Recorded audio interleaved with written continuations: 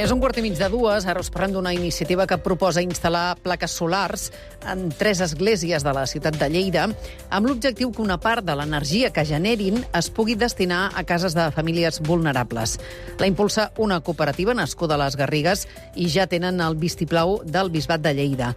Estela Bussoms, en quin punt es troba el projecte? Hola, Marta, bon dia. Doncs ara mateix estan acabant de recollir finançament perquè l'any que ve pugui començar a concretar-se. La cooperativa es diu Units Energy i té una vintena de socis. El projecte ha estat premiat en una convocatòria de finançament col·lectiu mixt, en la qual les administracions públiques, en aquest cas Consell Comarcal i Diputació, dupliquen les aportacions que fa la ciutadania a través del micromecenatge.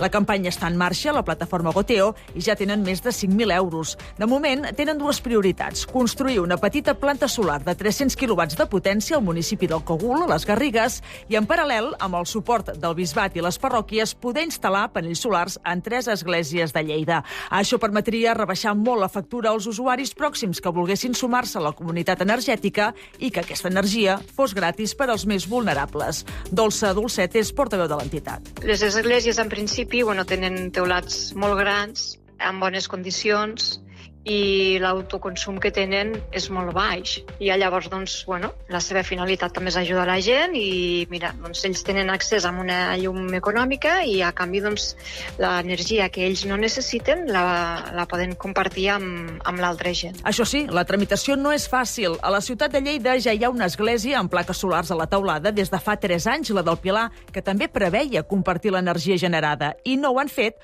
per les traves que s'han trobat, segons el rector Carles Sant Martín. Que és molt estricte, no? I és el que et fa sospitar, que hi hagi una voluntat que això no creixi, no? I és una pena perquè dius, tirar-se pedres a la teva teulada. Per això reclamen que es posin més facilitats per produir i compartir energia al marge de les grans companyies.